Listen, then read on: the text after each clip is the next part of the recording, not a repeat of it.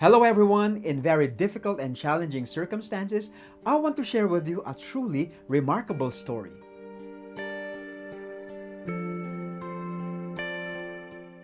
It's about Mr. Wright, a patient with advanced cancer. His tumors were as large as oranges on his neck, his chest, and abdomen. And these tumors were no longer responding to radiation. Every other day, 1 to 2 liters of milky fluid had to be drained from his chest. His doctor felt he was in terminal state and with just a few days to live. But in spite of all this, Mr. Wright was filled with hope. The reason for this was that the drug he had been expecting to arrive and believed will cure his cancer had been reported in the news. The drug's name was Crebiazine. And he was even more excited when he learned that the clinic where he was being treated was included by the Medical Association for the evaluation of the treatment. But sadly, according to Mr. Wright's doctor, he was not qualified, since one of the conditions was that patients must have a certain life expectancy of 3 to 6 months. But he was expected to live no longer more than a week. When he heard the treatment was about to begin, he was overjoyed and his enthusiasm was boundless. He screamed, "Yes, I'm going to get well!" Seeing his hope and excitement, his doctor decided to include him. Mr. Wright needed to be injected with Crebiazine 3 times a week. He received his first injection on Friday. The second injection was on Monday, but he was expected to be dead by that time. But when Monday came, his doctor was surprised beyond belief. He left Mr. Wright gasping for air, bedridden. But now he was up and about and happily chatting with the nurses. His tumors have shrunk twice their size. And in a few more days, they all melted like snowballs on a hot stove. Within 10 days, all signs of cancer have disappeared and Mr. Wright was discharged. After 2 months, reports began to appear in the news that all of the testing clinics were not successful. Patients have died. Crebiazine was not effective. This disturbed Mr. Wright. He began to lose faith in his last hope. As the unsuccessful reports kept on coming, he lost all faith. After 2 months, he relapsed and his tumors and milky fluid were back in his system. He became very gloomy and miserable and he was hospitalized again.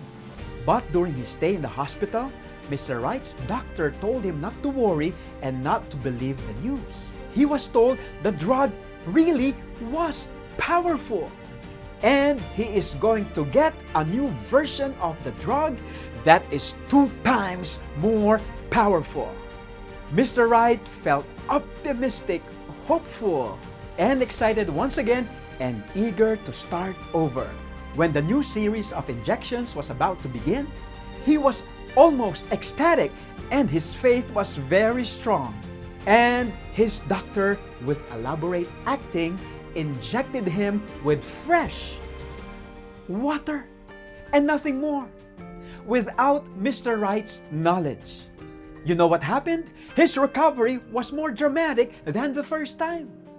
His tumors melted again, chest fluid vanished, and he was back to good health. After 2 months, Mr. Wright heard from the news that according to the American Medical Association, Crebiazine was a worthless drug in treating cancer. Within a few days, Mr. Wright was readmitted to the hospital, completely discouraged. With his faith totally gone and his last hope vanished, he died in 2 days. What lesson can we get from the true story of Mr. Wright?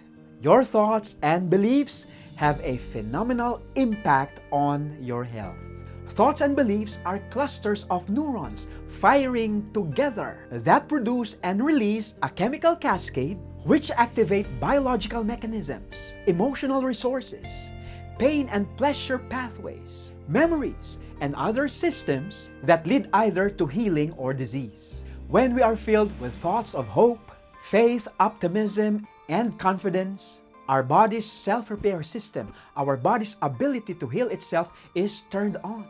we're on rest and digest mode, and growth and healing takes place. In the case of Mr. Wright, even though his doctors have given up on him, he still experienced a dramatic recovery because of the biological mechanisms that turned his thoughts, beliefs, and perceptions into healing agents in his cells, in his tissues, and in his organs. But when we are filled with negativity, worry, and anxiety, our body's self-repair mechanism and immune system is suppressed. Our stress response is activated. The body is busily engaged in fight or flight, and we have no resources left for healing and for growth. This is one major reason why we get sick. This is why it is possible why our fear of a virus or a disease will kill us more than the virus or the disease itself. For the simple reason, our immune system, which protects us from disease, is switched off or suppressed due to our negative feelings and our wrong thoughts. So, during these challenging times, let's go back to the basics. Wash your hands with soap frequently. Use alcohol and sanitizers.